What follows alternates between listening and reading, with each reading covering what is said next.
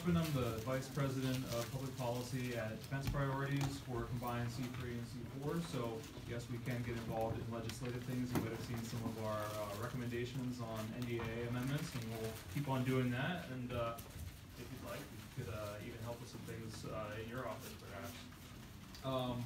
We've got a great panel today. We're talking about evaluating regime change and its alternatives. Now, at Defense Priorities, we are part of the peace through strength mindset, or peace through strength, but also smarts, right? It's diplomacy, it's trade, it's intelligence, and it's a focus on U.S. interests. I mean, we have values here, of course, but we don't even, in this room, agree on exactly which values we should be projecting in the world. So maybe that's not the most solid foundation for a foreign policy, but our interests, I think we can agree a lot more on. Now, on the topic of regime change, for me, it's been kind of a formative topic in my political evolution. When 9/11 happened, I was in college. I was a music major. By the end of that semester, I was no longer a music major. I was political science. By the spring of 2003, things seemed to be heating up with respect to Iraq. And so I put together an interdisciplinary panel of professors to give us a fresh look at Iraq. And we scheduled it for March 20th, 2003. So the timing was, you know, good for getting people in the seats at least. So, you know, at the time I was actually kind of on board with the mission. I defended it. I was studying abroad that semester in Germany. And in retrospect, I realized that I was wrong. And I'm now part of the 60% of conservatives who believe that the Iraq mission was worth it. The numbers are even higher among Democrats and independents. And the fact is, you know, we had alternatives. We had alternatives. We didn't have to go in and knock off Saddam Hussein's government, as corrupt, as brutal, as authoritarian as it was. And we had been pursuing alternatives for a while, but for whatever reason, the administration tired of those and decided it was time to do something different. So we believe that the costs of the different alternatives matter, the benefits matter, and making sure that we're maximizing our return on investment in our foreign policy is an important metric for ensuring the security and the prosperity of the American people. So we have with us Dr. Michael Desch from Notre Dame, and Mr. Danny Davis, a retired lieutenant colonel from the Army. You have bios in the packets that are at each of your seats, and so I won't spend any more of our time together talking about their long and distinguished academic and military histories and everything else they've done. But we've also included a couple of op-eds, one from each of them. So please, you know, join me in welcoming our panel, and we'll start with Michael Desch. Thank you.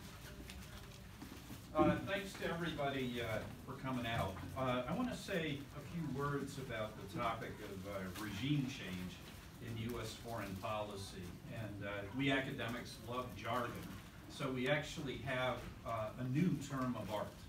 It's called a FERC, Foreign Imposed Regime Change. And FERC is not only a noun, it's also a verb. So you can FERC somebody, or you can get FERCed. Just thought I would bring you up to speed with the latest nomenclature. I want to talk briefly about three questions. First of all, do we need to do regime change to advance U.S. national interests? That's question one. Question two, does it work? And I want to break out the does it work question into two subcomponents. Internally, can you change a regime and improve the situation in a country, domestically?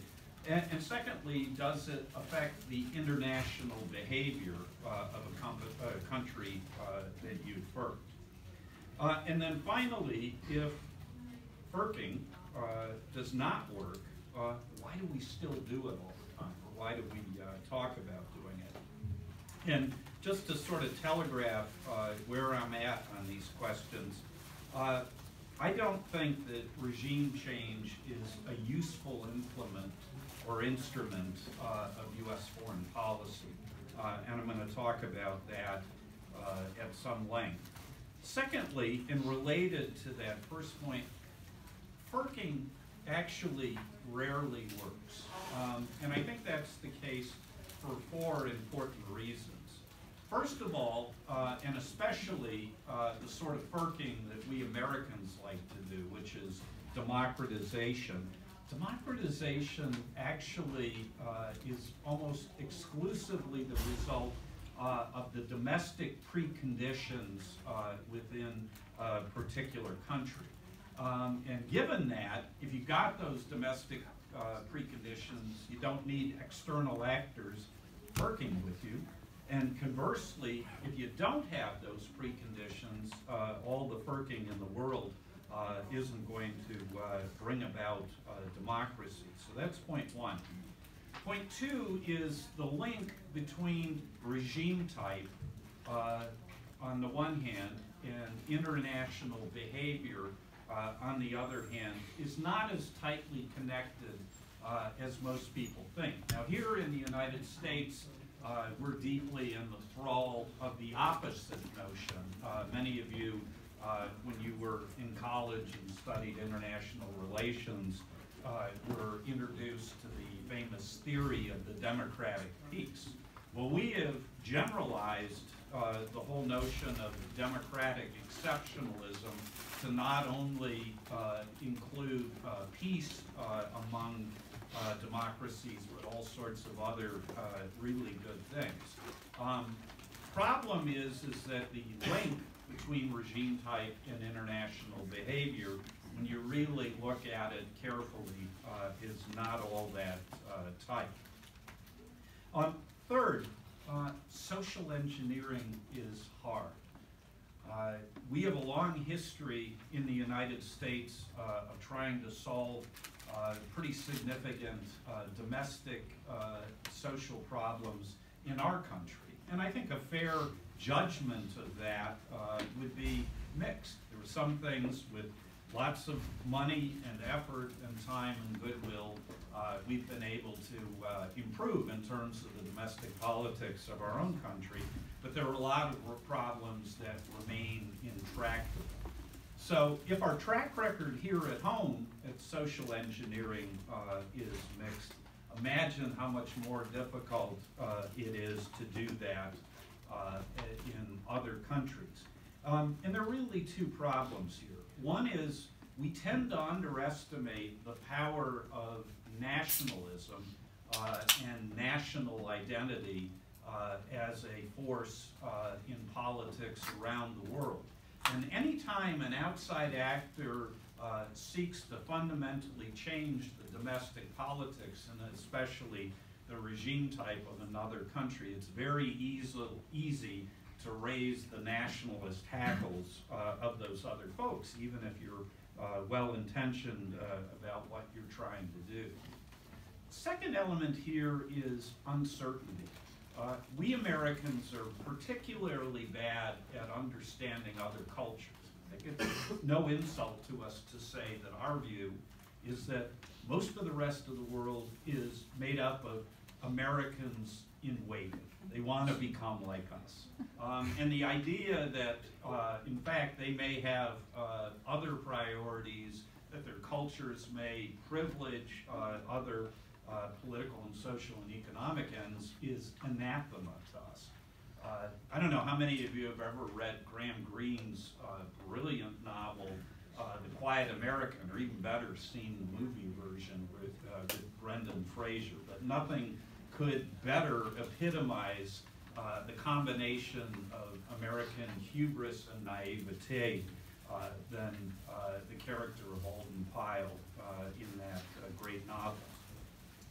Finally, in terms of why regime change rarely works is we don't have a good appreciation of the role of unintended consequences in statecraft. You think you're doing X, and you have a sort of causal theory that if you do X, Y will happen. And sometimes that's the way the world operates, but other times you think X causes Y, you do X, and you get C. And just you know, think of all the examples in day-to-day life. I want my son to mow the lawn and to take care of his domestic duties, so I bug him about it. I think the more I bug him, the more likely it is he's going to mow the lawn. But any of you have teenage sons, you'll know that sometimes all the bugging in the world not only doesn't work, but it's actually counterproductive. That's an unintended consequence. So the puzzle then, if I'm right, is if regime change is not a good instrument or a reliable instrument of statecraft, and if it rarely works, why is it always on the agenda? Why is it ubiquitous? We're always debating regime change somewhere in the world. And what I want to argue is that there's something inherent in American political culture that leads us to gravitate towards regime change. And I've made this argument in a couple of different places. Basically, for shorthand, I talk about America's liberal tradition as being a big part of the problem. Now, when we say liberal, we're not talking about little L liberal, Bernie Sanders, Hillary Clinton, Al Franken, but rather we're talking about the big L liberal, the sort of heart of the vital center of American politics. A lot of what actually makes us a great country. We believe in political democracy, social freedom, and economic freedom. And that's all good, and it's all very important. But I'm here sort of channeling a very famous book by a professor of government at Harvard, Louis Hartz, The Liberal Tradition in American Politics. And what Hartz pointed out was that this liberal tradition, you know, does all sorts of good things, but it also has sort of a dark side. And the dark side is that when confronted with non-liberal, with different ways of organizing the world economically, socially, and politically, liberalism takes on an intolerance about non-liberal sorts of things. Now, for the whole FERC debate, this has two consequences. It tends to make us overly optimistic about our ability to remake the world in our own image. Okay, so if the world is made up of all these Americans in waiting, and if the only thing that's keeping the people of Iraq from becoming Americans is this, you know, rotten Saddam Hussein, then the solution is quite clear: overthrow Saddam Hussein. Secondly, it leads us to see petty dictators and tyrants like Saddam Hussein as being especially threatening to American national interests, because they see the world in a very different way than we do. Okay, so liberal tradition is one part of the problem. Second part of the problem is we have wrongly extrapolated the potentials or potential of regime change from a small subset of historical cases. And in the run-up to the Iraq War, and I see all these young faces here, probably people that were barely born at the time of the Iraq War, much less 9/11. But I'm old enough to remember the political debate in the run-up to it. And a common historical metaphor that was deployed as part of the argument for war was to say, look, we have a track record of successful foreign-imposed regime change in Germany and Japan after the Second World War. And these countries went from being, you know, literally the devil incarnate in their various parts of the world to becoming robust democracies and vital parts of the liberal international order in a very short period of time after the Second World War. So if we could do it in Germany and Japan, why can't we do it in Iraq? Why can't we do it in Syria? Why can't we do it in Libya? You name the place. Well, the reason we can't is that in fact Germany and Japan are not typical of FERC candidates, but in fact they're outliers. They're in a way sui generis. First of all, both Germany and Japan were defeated in total war. They were literally bombed almost back to the Stone Age, and not only their physical infrastructure, but also the political infrastructure in both countries was completely remade. We don't have the ability to do that in a lot of other countries. Secondly, people tend to forget this, but both Germany and Japan actually had pretty deep democratic roots in the period before the rise of National Socialism in Germany or the militarist regime in Japan. So we weren't planting seeds, new seeds, in ground that hadn't been plowed before, if I can use agricultural metaphor being from Indiana. That's sort of on my mind. But rather, it was a matter of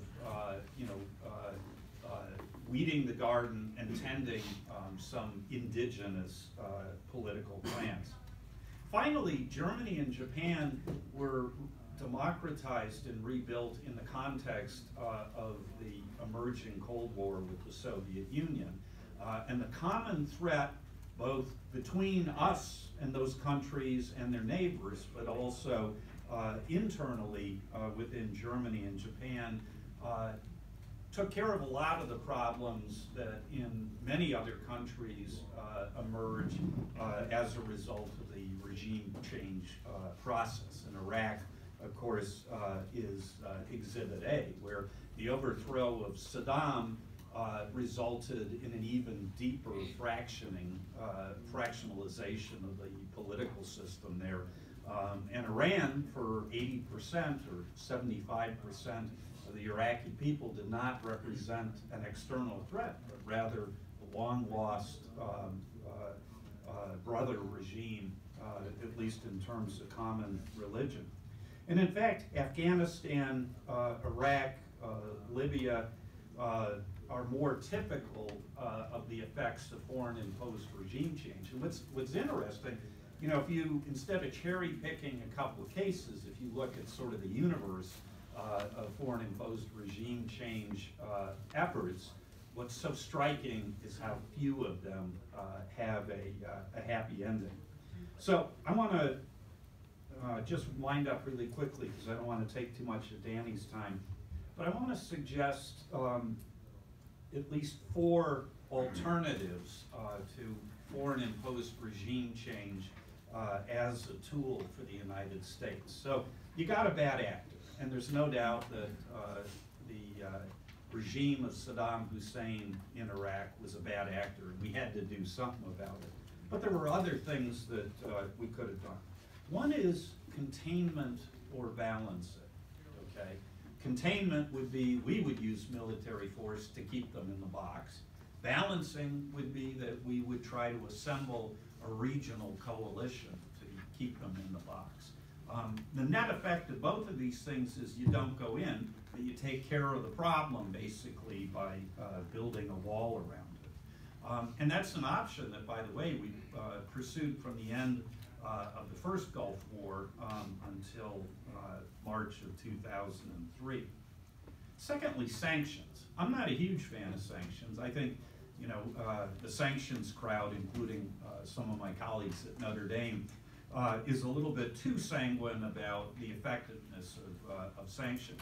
On the other hand, though, they have some bite. Sanctions, or the threat of sanctions, affected the Iranian regime's willingness to engage in nuclear negotiations with the Obama regime. Sanctions led the Gaddafi regime, in part, to take steps, pretty significant steps, to and its weapons of mass destruction program. And I think sanctions are biting in North Korea as well. So if you think about sanctions as sort of changing the calculus on the margin, they can have some role. Thirdly, diplomacy. Diplomacy gets a bad rap. You know, people gave President Trump a lot of grief for the summit with Kim Jong-un in Singapore. And if this summit with Vladimir Putin comes about, there will undoubtedly also be a lot of hand-wringing. And I don't want to defend the president's motives or his execution in either of these cases of the diplomatic efforts. But in principle, the idea of engaging in diplomacy with potential adversaries or actual adversaries is in fact the core of diplomacy. You engage in diplomacy with both allies and adversaries, but somewhere along the way we've forgotten that diplomacy is part of dealing with allies. Finally, but as a lazy old dog, an option that I want to put on the table because we don't think about it. What about doing nothing sometimes? America is a country where one of our national pastimes is poker. And poker, at least, I don't play poker, but I know from Kenny Rogers' famous song, The Gambler, that poker involves doing active things, you know, betting and raising and stuff like that.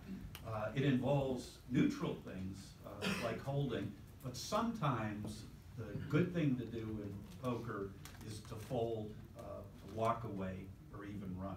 And there are some intractable problems in places in the world where masterly inactivity rather than doing something makes better sense. Thank you.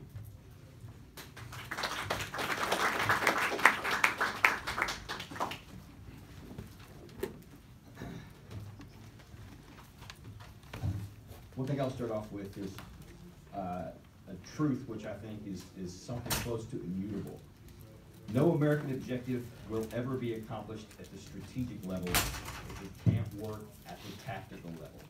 And I think that second part is something that we pay almost no attention to at all. And I think one of the reasons that Ed wanted me to talk to you today is because I have quite a bit of experience at the tactical level in a number of different countries. I've got 4 combat deployments altogether, going all the way back to high intensity stuff in Desert Storm, classic counterinsurgency stuff in Iraq, and then actually military training in Iraq, and then also with Afghanistan twice, deployed there.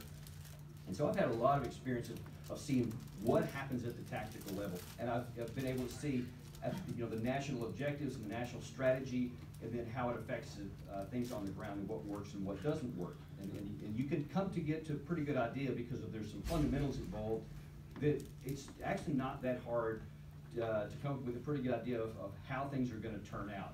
And it all comes down to what are you willing to pay, what is the cost and the benefit. I mean, some of the classic situations like that is, how's that going to help us out long term? What do we want to invest towards what we want? And I'm a big believer in your concept there of sometimes doing nothing. And very oftentimes that is the best policy because it has the highest chance to accomplish American objectives. And as you'll see as I talk here, I am like laser focused on what is going to be the most effective and the most successful to advance American objectives and American security and economic prosperity throughout the world and throughout all the time. Everything that we do at the national level should have those as somewhere close to the core of why we do something. If an analysis shows that a given course of action has either no chance or very low chance at a very high cost, it should rationally be rejected. We should say, okay, well, let's go do something that is almost certain to fail. And sometimes I think we have kind of gotten to this case to where we do something along the lines of, okay, I'm going to talk to this, really esteemed financial expert. He's on TV all the time. I mean, everybody knows his name. And so he's given this advice, and we're going to go talk to him because he's a famous guy, right? So everybody else must think he's pretty good. But when you look at his records, like for the last 20 years, he's been almost uniformly wrong. Everything he suggested has turned out to be bad. But this time, the idea goes, this time it's gonna work because he sounds really good. It sounds really smart the way he's talking about it. And as long as you don't actually examine the reasons why these things fail, then you might be caught up in the fact that, you know, he seems like a smart guy. That's one of the things that we do on foreign policy. There is no shortage of people on television every day. I'm sure coming into your offices all the time, they have, you know, esteem, credibility, and reputations. But what they're suggesting is almost, let's keep doing everything that hasn't worked, just do it better. Let's do it harder. And the next time, boy, it's gonna work out good. But let's just take a real quick and cursory examination of some of the bigger things that haven't worked in this. We'll only go back to 53. We can certainly go back a lot further than that. But the U.S. Either directly engaged or supportive, like in the CIA, for example, the 1953 coup in Iran, where we overthrew the democratically elected government there. The next year in Guatemala, the 61 Bay of Pigs, where we tried to overthrow the Cuban government. In 1963, we actually assisted in the coup of South Vietnamese, Dien Diem, and knocked him out there. And then, you know, I'll just skip a lot of those others, but then of course we have the 2001 in Afghanistan, 2003 in Iraq that was been talked about, 2011 in Libya. And what's the common theme in all of those? They have not helped our case at all.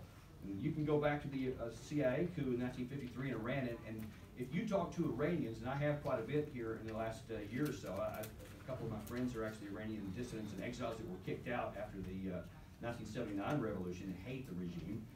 But they'll tell you that 1953 is like yesterday. And every Iranian, that's constantly on their mind. And of course, the regime always brings that back up, that, you know, America says one thing, but they do another. You know, they're not for democracy, they just hate you and all this kind of stuff. And so we're still paying the price for that failure. And of course, the Bay of Pigs, we still have the problem there because, you know, we did succeed, but we spectacularly failed even tactically. And then, you know, that's been used against us as well over the years. The Afghanistan, it was easy tactically to go in there and knock out the Taliban. We did it just within months, really, with relatively low impact in terms of what we had to do, and we succeeded, right? We succeeded at almost all those except for the Bay of Pigs there. But what does that success cost us? You know, Saddam Hussein there, as Michael was talking about it a second ago, that certainly never needed to happen to accomplish American objectives. I mean, he was no threat, even without the whole weapons of mass destruction fiasco that happened, even without that, he had no chance to actually militarily threaten anybody. I mean, he had already been wiped out in the 1991 war, and then he'd been under a full decade of sanctions since then, and his military had continued to deteriorate. So we also have to bear in mind that in the 1980-88 war against the pathetically incompetent Iranians, they were never able to penetrate more than 1 kilometer into Iranian territory at the cost of 1 million lives on both sides of the line.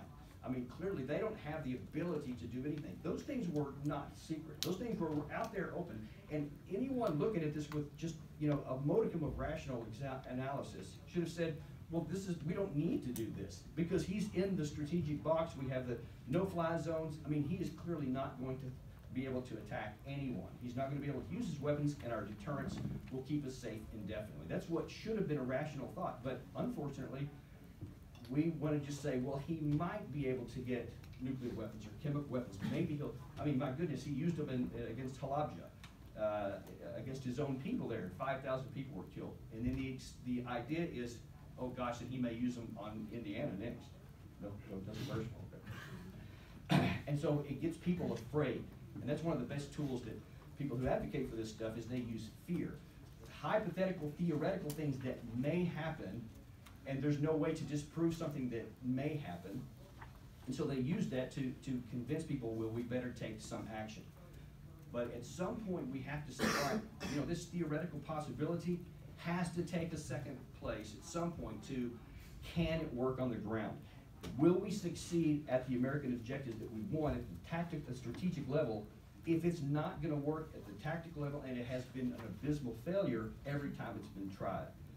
And, you know, when you look at now what people are talking about with, you know, a lot of them are advocating for regime change in Iran, in North Korea, and in Syria. You know, let's just take what I think should have happened in Iraq, and let's look at those three, starting with Syria. So people say, Assad is a terrible guy. He's evil. He's this long dictator. Who's going to argue that? I mean, it's black and white. He is all of those things. Whether he actually did all those chemical attacks, we don't know, but he certainly had the chemical weapons, and he's definitely capable of doing that against some of his own people.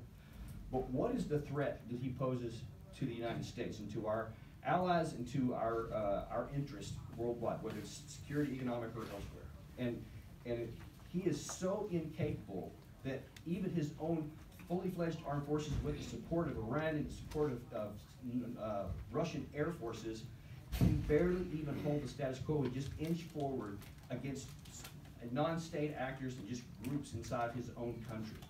If he can't even wipe out, these various rebels within his own territory with all of that capability, he is no threat to anything of the United States. It's almost an insult to suggest that he could actually pose a threat to the most powerful military, nuclear and conventional, on the face of the earth right now. And he can't. So what benefit would it be to do that?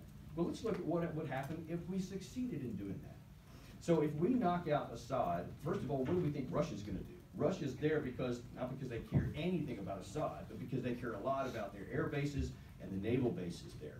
That's all they care about, and that's the reason why they're there. So they're probably not going to sit passively by and allow that to happen, because then maybe they could lose all that stuff. We don't want to risk a confrontation with Russia on any level, militarily. But even if you get rid of that one, and then, all right, who's going to follow him up? I mean, we already know that the most powerful groups on the ground there are Al-Qaeda-backed, Al-Nusra, and several others. And the likelihood that if he left, then there would be an even bigger civil war, and probably the one that would eventually take the reins in Damascus is going to be one the most antithetical to American interest. And I don't know why that doesn't get more thought when people even hint at getting rid of Assad, is that the likelihood of something far worse for our interest in the region following up is so high that it should be dismissed without a second thought on that. And Iran, so I told you I have some Iranian friends. They hate this regime. They want it to fall. But they said, if you want to mess this up, if you want to do something bad, use military force here and try to force the issue on us. He goes, don't. Actually, let us figure it out from the ground, because there's a lot of people that want that. He said, if you can allow us to figure this out on our own, then eventually we'll be able to take care of this. And then it actually has a shot. It has a shot of being something that would be positive to the United States, and maybe it would lower the tensions with Israel and several other kinds of things, if it's an internal thing. Because Iran, the people of Iran and their culture has a long, thousands of years history of being an educated people, and they have never, this is not minor, they have never attacked anybody throughout the last many number of centuries. They've been attacked, and they certainly do nefarious things with other kinds of covert action to try to improve their positions. Sir, and again, we're not at all defending the current regime in any way, shape, or form, but that on a strategic level, America's military capability, both nuclear and conventional, can keep us safe from anything that would ever even theoretically happen that they could ever do. Because they don't have the ability militarily to even threaten Israel, other than launching a few missiles here. But they can't like march across the Middle East with legions of armored and infantry divisions and do anything to our allies, because Israel is the preeminent military power there, and they would annihilate anything before it hardly even passed the border with Iraq, much less anything else into Syria or into their territory. So we don't need to do that to protect American outcome. We just need to use diplomacy and deterrence. Those two things will continue to keep us safe there. And of course, the same thing is true with North Korea. Now that they say, well, they have a deliverable nuclear weapon. That's debatable. It's not clear that they actually have that it would survive re-entry, that they could actually target anything effectively. Those are all unknowns, but you can't assume that. I mean, you almost have to assume that they can, because you can't base a policy off hoping that they don't. But that's why it is so clear, with all the actions that Kim Jong-un has been doing since the Olympics and all of this diplomatic flurry of activity he's been doing, that he wants to live. There is no evidence at all in his actions that says this is somebody who may one day go crazy and launch a weapon at Seattle or something like that. In fact, to the contrary, there's overwhelming evidence that he wants his countries to survive and to thrive, and that he actually does want that nuclear weapon as a deterrent, not ever as an offense, which means that our military deterrent, as it has since 1954, you know, after the armistice was signed, has kept us safe because they know the cost of actually trying anything offensively would result in their annihilation and destruction. Nothing has changed on that. I mean, we have literally like a 100-to-1 numerical advantage over them in nuclear weapons, even if they actually have what the CIA suggests, and they're never going to commit suicide to do that, and that's what it would cost if we did that. So the bottom line to all this is, and I'll reiterate what I started with, is that we want to do something that has a chance to succeed, and it makes no sense. You know, if your bosses are ever talking to y'all and they're saying, hey, what are some of the options here on whichever the subject is, and you know, a lot of these people are saying, you know, regime change could help us out.